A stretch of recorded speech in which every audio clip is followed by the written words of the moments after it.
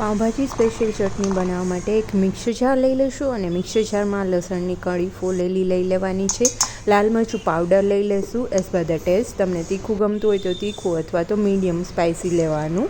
પછી એમાં થોડું પાણી એડ કરી અને પ્રોપર આવી રીતના ચટણી રેડી કરી લઈશું. હવે એક વઘારિયામાં તેલ એડ કરી દઈશું 1 ટેબલ સ્પૂન જેટલું, અને તેલ ગરમ થાય એટલે એમાં જે આપણે રેડી કરેલી ચટણી છે એ ડાયરેક્ટ એડ કરી દઈશું અને ગેસનો ફ્લેમ સ્લો કરી દઈશું. એકદમ પ્રોપર કૂક થવા દેવાની. પાણીનો ભાગ છે એકદમ એબ્ઝોર્બ થઈ જાય અને તેલ જ દેખાય ત્યાં સુધી આપણે કૂક કરવાની છે. સોલ્ટ એડ કરી દઈશું અને ધાણા જીરું પાવડર એડ કરી દઈશું. તો આપ જોઈ શકો છો તેલ એકદમ છૂટું પડી ગયું છે સાઈડમાંથી. આ પરફેક્ટ સ્ટેજ છે.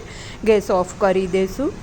પછી જ આપણે ઉપરથી થોડો લીંબુનો રસ એડ કરી દેવાનો છે. હવે ક્યારેય બી પાઉંભાજી બનાવો ને તો આ ચટણી જોડે બનાવજો, બહુ જ ફાઇન લાગશે.